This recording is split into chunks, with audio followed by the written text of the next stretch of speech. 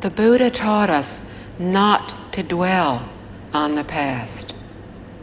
It is stated in Mr. Shi Ying Yo's commentary that this is the key to changing destiny for people of perfection. These beings have achieved higher levels of wisdom and awakening.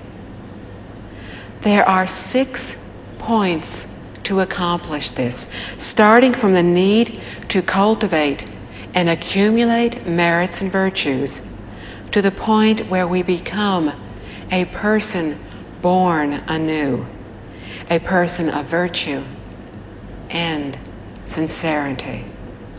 These are the keys to changing destiny. Mr. Yo said in his commentary that the first step in changing destiny is correcting our faults. To brush aside all accumulated bad habits one by one, and to pull out all the roots of our problems one by one. To be at all times and at all places constantly vigilant of our every thought, word, and act. To be demanding of ourselves, to be restrained and disciplined. To protect the innocent and the virtuous, as we would a newborn baby. The full responsibility for changing our destiny is in our own hands, not in the hands of Buddhas, Bodhisattvas, or heavenly beings. This is the same as what was previously explained to Mr. Liao as people of utmost virtue no longer being bound by destiny. When we too have the heart of utmost kindness, we will no longer be bound by destiny. But we need to be critical of ourselves, not constantly forgiving. If we do so, then our future will be limited. We need to be strict and stern with ourselves, generous and lenient towards others. We need to overcome our faults and to correct our bad habits. We need to protect the pure, the virtuous, the innocent. What is innocence? It is not having any thought arising. If we constantly give rise to wandering thoughts, then we lose our innocence, our pure mind, our true heart. We need to be watchful over our wandering thoughts, protecting them as a mother lovingly cares for a baby. The responsibility for changing our destiny is completely up to us. It is not up to Buddhas, Bodhisattvas, or the beings of heaven or earth. Once we understand the truth of being able to recreate our destiny, there will no longer be any need to ask others what our future will be like. We would only need to carefully reflect upon our own destiny to know what it will be. Then we will also know how to change it. Previously, the Master told Mr. Liao about people who were of the utmost virtue. In the Pure Land Sutras, we learn that people of the utmost virtue live in the Pure Land. What kinds of people are of the utmost virtue? Those who are able to feel regret and remorse, and thus are able to correct their faults. The beings in the Western Pure Land do so daily until there is nothing left that requires correction. Then they become a Buddha. Even equal enlightenment bodhisattvas, who are just one level below that of Buddhas, still have faults. What kind? They still have 1 degree of remaining ignorance, yet to be broken through. That is their shortcoming, their fault. They still need to correct their errors and start anew. If equal enlightenment bodhisattvas still need to regret and reform, we can imagine how much we need to do. From this, we can understand and attain awakening as to what we need to cultivate. From now on, we will generate the heart to regret and reform. Upon reaching the level of equal enlightenment bodhisattvas, we will still need to do this. For only when there is nothing left to reform will we become Buddhas. We cannot do so even if we have just one remaining fault. Bodhisattvas are enlightened sentient beings. Enlightenment is to know and correct our faults. On the other hand, we ordinary beings are unenlightened sentient beings. Not being enlightened is being unaware that we have faults, unaware that we need to correct them. It is believing that we are correct. It is thinking, do I have any faults? It is thinking for a long time and not finding any. Therefore, it is often said that ordinary people do not have any faults, while bodhisattvas have many.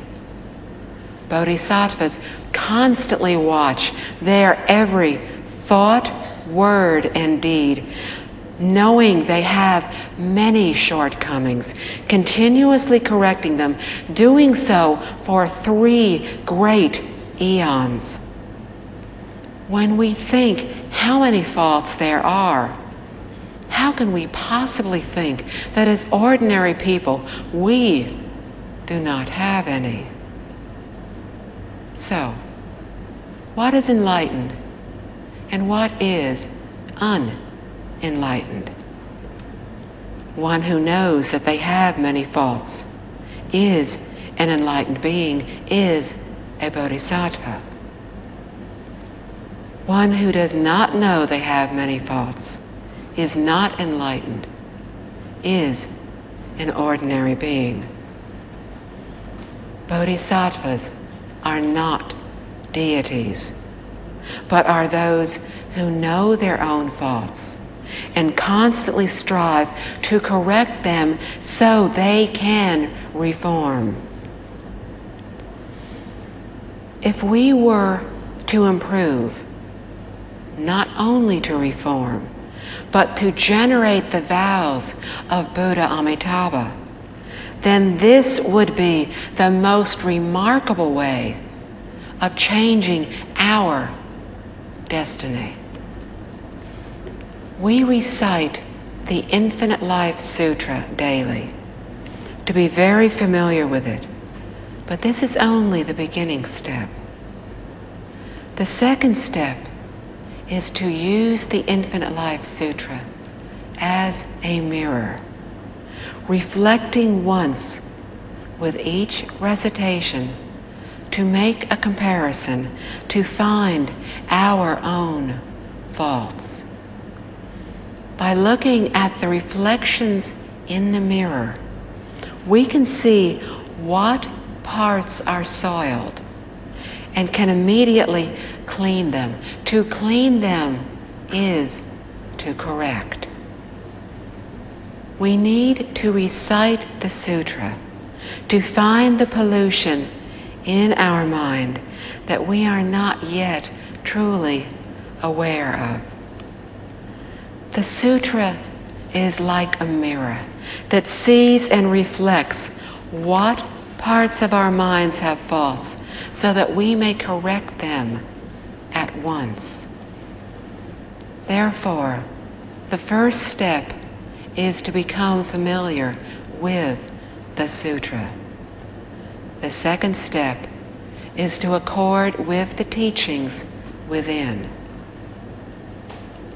In cultivation, first we generate the vows.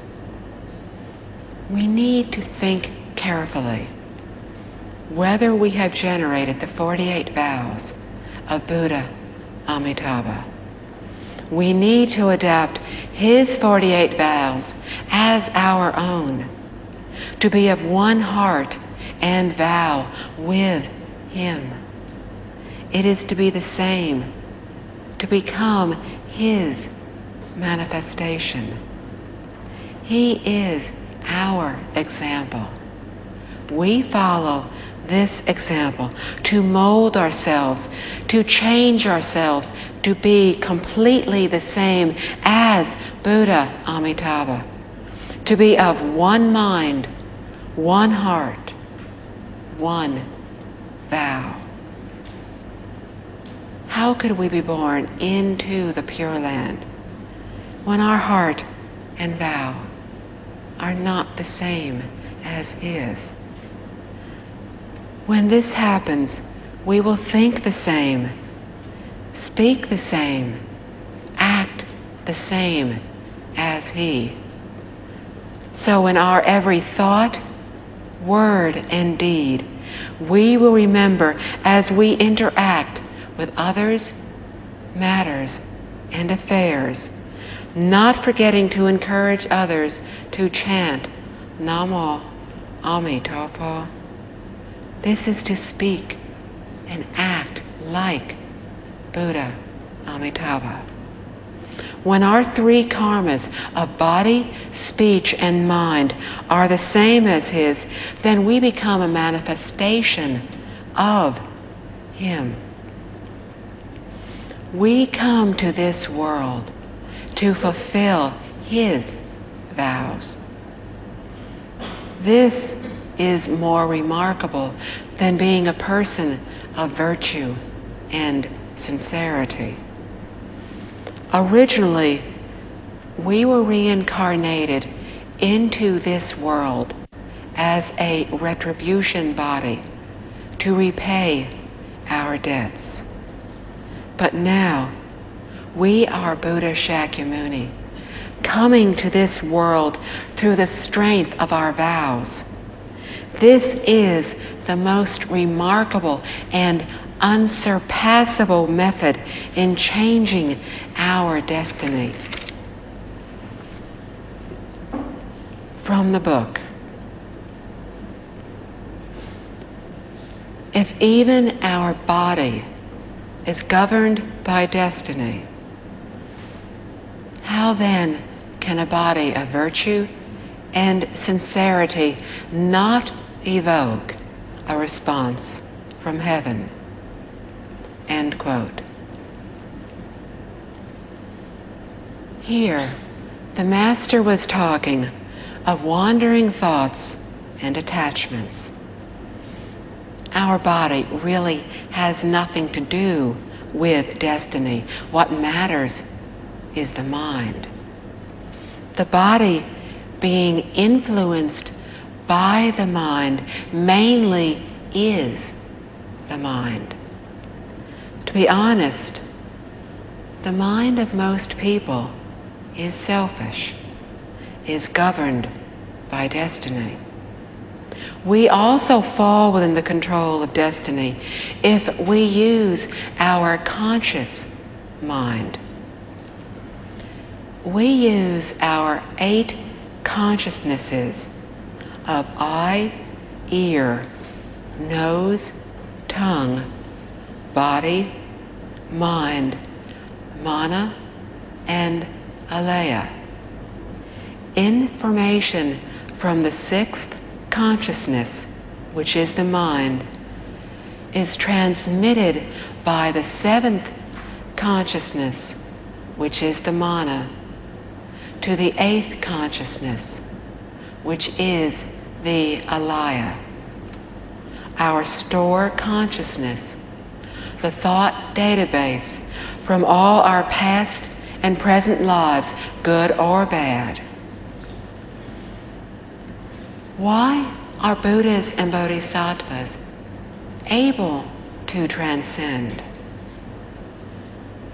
They have turned their 8 consciousnesses into the 4 wisdoms, which are the great, perfect mirror wisdom, the wisdom of equality, the wisdom of wondrous observation, and the wisdom of accomplishing what is to be done. They do not use the 8 consciousnesses, so destiny does not govern them. After we have awakened, we too will use our awakened mind. Currently, we are using our deluded opinion. If we use our enlightened wisdom, how could we not evoke a response from the heavens? In the commentary, we learn that utmost sincerity can split a stone of diamond, can evoke a response from heaven, can change destiny. Consider the well-known incident that happened to the famous general Guang Li, who lived during the Han Dynasty approximately 2,000 years ago. One time, he and his soldiers were on a march. On one side of the road, the grass was very long. There was a large stone partially hidden in the grass, and he mistakenly took it for a tiger. He immediately took out an arrow and shot it, and it went deep into its target. After getting off his horse and going to survey his marksmanship, he was amazed to see that it was a stone. He thought, I must be very strong to have shot an arrow so deep into a stone. He tried again, but failed to repeat his accomplishment. From this we can see that the first shot resulted from utmost sincerity, from having no wandering thought. When great master Kumaraja was about 7 years old, he lifted up a great iron bowl without so much as a thought. But when he did think about it, he thought, I am so small. How could I have lifted up so big an iron pot? He tried to lift it again, but he could not. General Guang Li had mistaken the stone for a tiger and was able to shoot an arrow into it. Master Kumaraja thought nothing of the weight of a great iron bowl and was able to lift it. Once they perceived the stone, the tiger was actually a stone. The bowl was unbelievably heavy. They were unable to repeat their previous accomplishments. Both initially acted from the mind of utmost sincerity, from no wandering thoughts. Thus, the stone was split open and the bowl was lifted up. From these two examples, we can confirm what the Flower Adornment Sutra tells us. There are no obstacles among matters or things. This is achieved when the mind reaches a certain degree of purity, when we have severed our wandering thoughts and discriminatory thoughts and attachments. If the mind is not pure, then all phenomena present obstacles. When the mind is pure, there are no obstacles. Utmost sincerity thus evokes a response from heaven. Confucianism speaks of wrestling with materialistic desires, teaching us that we need to let go of desire, not be influenced by it. Utmost sincerity can change destiny. Utmost sincerity is the true mind, as explained in the Visualization Sutra. It is the Bodhi mind, the mind of utmost profundity, merit dedication, and vow generation. From the book. It is said in the Tai Jia chapter in the Book of History, one may run from the retribution of heaven, but one can never escape the retribution for one's own wrong deeds. In other words, one can alter the retribution resulting from past deeds, but if one continues to behave immorally,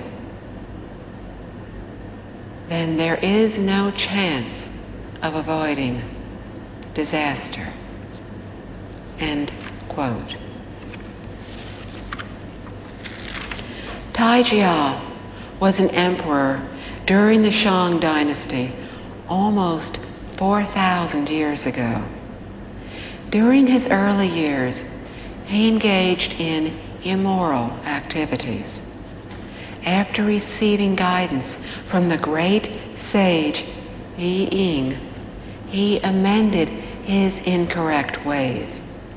The previous quote was his expression of gratitude to the great sage. To say that we may run from the retribution of heaven means that although we have committed unkind deeds in former lifetimes, the retribution for them is changeable by our cultivation and accumulation of merit and virtue. The retribution of heaven are destinies. They are changeable. However, the retribution for our wrong deeds is something else. These are the wrong deeds which we commit in our current life. The retribution that heaven metes out is the retribution for the deeds that were committed in our past lives. The retribution for evil deeds that we are to receive in this life can be changed. Our very destiny can be changed. However, nothing can be done for the retribution for the bad deeds that we commit in our present lifetime. And if we continue to commit these bad deeds, then we will be unable to regret and reform, unable to recreate our destiny. When bad causes created in the past meet up with present catalytic conditions which are adverse, the retribution for these bad deeds will mature. On the other hand, although we have created bad deeds in the past, but now in the present we refrain from committing them, then we will suppress our bad conditions. The bad causes still exist, but without the catalytic condition, the bad results will not mature. The principle in changing destiny is based on the condition aspect of the law of cause and effect. Cause is what was created in the past. It is changeable. But condition is what can happen in the present. It is changeable. We reap what we sow. We can plant melon and bean seeds. These are causes. When we do so, we will grow melons and beans. These are results. However, we obviously cannot grow melons from bean seeds or beans from melon seeds. Cause is fixed. Which one we harvest will depend on the conditions. If we would like to harvest beans, we plant the seeds for them and put the melon seeds away. For a cause to come into effect, appropriate catalytic conditions are required. For example, for the melon or bean seeds to grow well, the conditions needed for this to happen include the right combination of air, water, sunlight, fertilizer, etc. Even after the seed was planted and the cause was thus created, we can prevent the condition from maturing if we do not want it to. We simply leave the melon seed in a cup for 100 years. The melon will not grow. The result will not mature. Why? It does not have the right conditions. Therefore, even though we have created bad causes in our previous lives, if we refrain from wrongdoings in our current one and our erroneous deeds and cultivate kind deeds, we will not have the bad conditions for the bad causes to come into effect. Surely we also created some good deeds in our past. How could a person only have done bad deeds and not good ones? how could a person only have done good deeds and not bad ones? Such a person simply does not exist. Therefore, life after life, all the deeds that we have done have been a mixture of good and bad. Sometimes more good, sometimes more bad. We do not need to be afraid that we have committed more of the bad as long as we refrain from committing any more.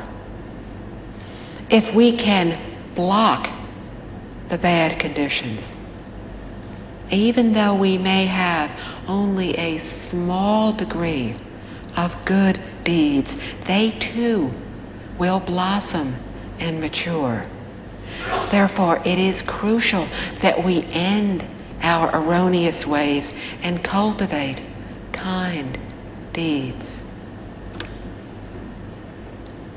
From the book.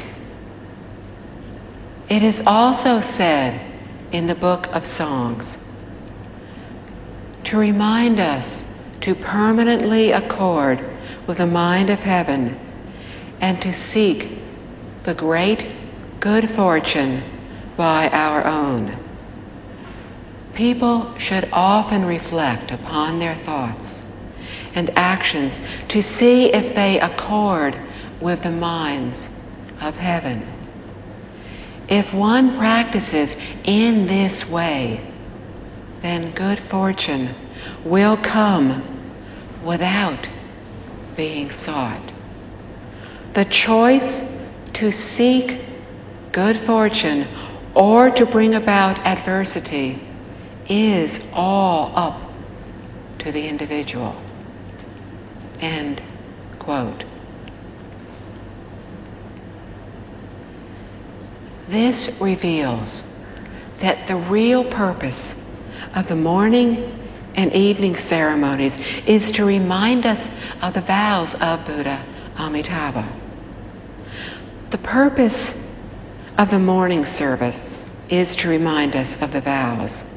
The purpose of the evening is to look back upon the vows, to see if we have followed the guidance of the sutras, to see if we have been watchful over our words and deeds. In so doing, it will be meaningful to participate in these two ceremonies. In Buddha Shakyamuni's time, the content of the morning and evening ceremonies was the three refuges. The words in these three ceremonies were from the chapter of Pure Conduct from the Flower Adornment Sutra. To the Buddha, I return and rely, vowing that all living beings will profoundly understand the great way and bring forth the heart of great understanding. End quote. It was the same for the morning and evening ceremony. Ancient virtuous people compiled our current recitation handbooks. The content was suitable for people practicing together at that time. But is this recitation suitable for our own practice? If not, they need to be modified so they will allow us to continue to correct our faults and to benefit from them.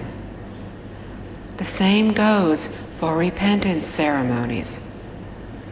If we were to participate in these and did the many prostrations while our minds were still impure, not only would we not eradicate our karmic obstacles, but we would create even more. This is similar to taking medication when we become ill. If the medication proved to be ineffective, then we would need to change doctors, or at least change our prescription. The purpose of sutra recitation and repentance prostrations is to treat the illness in our minds, to cure our afflictions. If they are ineffective, then we need to find a method that is effective. Therefore, the King Jewel Samadhi Repentance Ceremony, compiled by Mr. Liang Jiu-Xia, is more suitable than other books for the problems of today's people. Upon careful reading, we will understand that many of its phrases talk of our present illnesses. Hence, we need to choose the morning and evening recitations based on our illness and our problems. Now, many Pure Land practitioners at the morning and evening ceremonies recite the Infinite Life Sutra. The purpose of this is to cultivate concentration. If we do not have enough time, then for the morning ceremony we can recite Chapter 6 of the Sutra, which is comprised of the 48 vows. For the evening, we can recite Chapter 32 through Chapter 37. These 6 chapters talk of cause and effect. They talk of learning how to change ourselves. Doing this, we will permanently accord with the mind of heaven and seek the great good fortune on our own. Used here, the mind of heaven means our self-nature. It does not literally mean the mind of heaven, earthly, and celestial beings. Rather, it means our own original true nature. If we can accord with our true mind, then we will achieve the basic virtue, to return to our self-nature. From the book. The Master told me that Mr. Kong had predicted that I would not receive an imperial appointment or have a son. These are the retributions of heaven, but even they can still be changed. End quote. The Master had told Mr. Liao that the prediction that he would not receive an imperial appointment or have a son were the result of the accumulated negative karma due to the wrongdoings in his previous lifetimes. However, these are changeable. Obviously, destiny exists, but it is not fixed. It is not something that is immutable or frozen. What is from the past is a constant. What is done in the present is a variable. From the book. The Master told me that I only needed to develop my virtue, diligently try to practice kind deeds, and work to accumulate many hidden merits and virtues. End quote. We can change our own destiny. We do so by starting from our heart. to develop our virtue. From this we can see that if we were to seek and change only from the outside, we would be at a loss both inside and outside. We have seen people who try to improve their environment by changing the placement of doors, windows, etc., all to be at a loss both inside and out. On appearance, it seems as if there was some gain, but actually what they gained was what they were destined to have. It was still within their destiny, a constant, not a variable. We need to change from our thoughts, from our hearts, to refrain from wrongdoings, and to cultivate only kind deeds, to accumulate many hidden merits and virtues. These are the good deeds done by us without letting others know about them. If we did something that was good and then widely let it be known so that others praised it, then we would have lost our reward for kind deeds. To do what is good and then lose the benefit from it at the same time will prevent us from accumulating merits and virtues. It is much better to do good deeds without anyone knowing about them. Even better, it is better if some people verbally reproach us, for this will help to reduce our negative karma. It would be best if our negative karma and retributions were to be reduced and even eradicated, while the good, the merits and virtues remained hidden. Today, when we do good deeds and are subjected to criticism and slander, we feel it is undeserved. Why do we suffer from bad consequences when we do good deeds? Actually, these are good rewards. If we did some good deeds and were immediately complimented by others, the merit and virtue would immediately be canceled.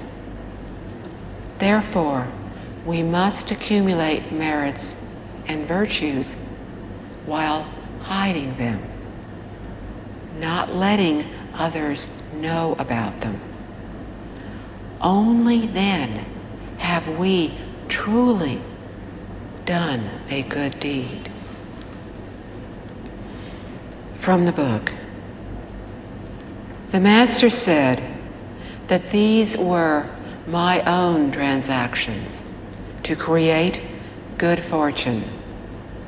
No one could take them away. How is it then possible that I would not get to enjoy them? End quote. We will be able to enjoy all of the good fortune that we have created in this life. The sutras tell us that cause and effect are joined through the 3 times of the past, present, and future. Both our rewards and retributions in this life are the results of deeds in our previous lives. We will undergo what is cultivated in our present life in our future lives. If we cultivate very diligently then without having to wait until our next life, we will see the results in our previous one. Based on this principle, Mr. Liao Fan completely changed his destiny. He had accumulated so many good deeds that he did not have to wait until his next life to enjoy the results. From the book, I Ching, the Book of Change, was written to help people bring about good fortune and to avoid adversity. If everything was predestined, with no room for change, how could we improve upon our good fortune and avoid adversity? End quote. It could be said that I Ching, Book of Change, was the earliest philosophy book in ancient China. It contains the most profound philosophy, which taught people to become saints and sages. It accomplishes this through mathematical calculations and predestination. It contains 64 hexagrams. Each combination has 6 explanations or predictions for a total of 384 explanations. It enabled those who knew how to use it to deduce and develop the changes in yin and yang, the positives and negatives, so they were able to know the happenings in the past as well as in the future. Changes as small as those that affect an individual, to changes that affect countries, to those that affect the world, can be deduced from these symbols. This is simply following the natural law of cause and effect, something that can be calculated and deduced. However, what the master knew enabled him to surpass mathematical calculations. So Mr. Liao Fan's destiny was changed. What can be extrapolated is constant. What cannot be extrapolated is variable. Their shared purpose is to teach people to bring about good fortune and avoid adversity. The constants are a set number. I Ching, the Book of Changes, knew the variables. One thought is a one positive, virtuous thought is a plus. One negative thought is a minus. So every day is simply a matter of calculating every plus, every minus. If the margin of change is not too great, then others can foretell our destiny with a reasonable degree of accuracy. After having his destiny foretold by Mr. Kong, for 20 years, Mr. Liao Fan neither increased nor decreased his good or bad thoughts, but completely accorded with his destiny. For ordinary people, usually there are some changes. One virtuous thought, one unkind deed. Not like Mr. Liao Fan, who had no interest in doing good or bad deeds, but maintained a constancy throughout. Thus, his destiny was remarkably accurate. If the good or bad deeds were changed enough, then we would surpass the constant. Then we would improve our good fortune and avoid misfortune, and this is something we can strive for. It is stated in the commentary, quote, "Because all thoughts, viewpoints, and behavior are ever changing, all the consequences of gain and loss, joy and pain seem flexible and changeable.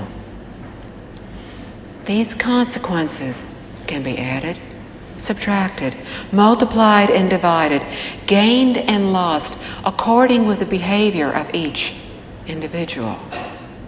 End quote. A constant is the cause. A variable is the condition. The key to changing destiny is determined by the condition, and it is the condition that Buddhism stresses. Everything in heaven and on earth, all existing things arise from conditions because they are a variable and cause is a constant. By controlling this variable, we can change destiny. Thus, we can pursue our own wishes and goals to gain remarkable, perfect results. The Buddha also told us in the sutra, impermanence, no ego, nirvana. Understanding this principle, we can become virtuous sages, can become arhats, bodhisattvas, Buddhas, all on the basis of this principle. From the book. The very first chapter of I Ching, the Book of Change, explains that families who often performed kind deeds would have an excess of good fortune to pass on to the following generations. The Master then asked me if I believed this. I replied, yes. End quote. From this, we know that I Ching, the Book of Change, understood the constant, the cause in this world, in the universe. However, it also knew that there is a variable, the condition within. By controlling this variable on a smaller scale, we can change our own destiny. On a larger scale, we can pursue stability and peace for our country, for our world. The Book of Change is truly extraordinary, but it is now a pity that it is now viewed as simply a book for telling fortunes. Now also the Amitabha Sutra has been reduced to a similar sad state, just like the I Ching, for it has been reduced to a book to be used, recited at memorial services. These two books were intended to teach us how to obtain happiness, world peace, and stability, to change our destiny by accumulating merit and virtue. To do this, we first need to regret and reform. The Master asked Mr. Liao if he believed that a family which practiced kind deeds would have so much good fortune that it would be passed on to the following generations. Mr. Liao replied, yes. The essential factor that enabled Mr. Liao to change his destiny was his ability to perfectly, to deeply believe what the Master taught him. It was the maturing of his good roots and good fortune that provided him with the opportunity, the condition to meet Master Yuangu. As the Buddha told us, good roots, merits and virtues and conditions are the ultimate benefits. And it is conditions that are the key to changing destiny. Cause is what was created in the past. It is unchangeable. But condition is what can happen in the present. It is changeable. The key to changing destiny is determined by conditions. And it is from these that everything arises. By controlling the variable, the conditions, we can change what was supposed to happen. Mr. Yo said in his commentary that, quote, the first step in changing destiny is to correct our faults, to brush aside all the accumulated bad habits one by one, and to pull out all the roots of our problems one by one. End quote. To correct our faults is to achieve in our cultivation. Therefore, it is most important for us to be perfectly calm, introspective, and watchful over our own conduct as we search out each of our own bad habits and faults. By knowing these, we will know where to start, what to correct, and how to proceed. We can then concentrate and use all our energy to reform. In the process of reforming, we will naturally begin to broaden our minds, our hearts. As we broaden our minds, our hearts, we will become calm and peaceful, and our disposition will naturally be gentle and warm. We will begin to only have thoughts of benefiting others, to only have thoughts that are kind, speech that is soft, and behavior that is caring. There is no past. There is no point in dwelling on the past, on doubts, on regrets. There is no point on dwelling on resentment, on anger, on hatred. There is no point on dwelling on anything, for this will hinder our cultivation. There is every point in being gentle and loving and peaceful. We have seen that not being so was Mr. Liao Fan's biggest problem. The Master told him to live as though everything of the past dissolved yesterday and all of the future began today. If we could accomplish this, then we would become a person born anew, a person of utmost virtue and sincerity. And with utmost virtue and sincerity, we can learn to practice loving kindness and compassion for everyone and everything. In this way, like Mr. Liao Fan, we can change destiny. And if we can change our own destiny, then maybe together we can change the destiny of our world. Amitabha, thank you.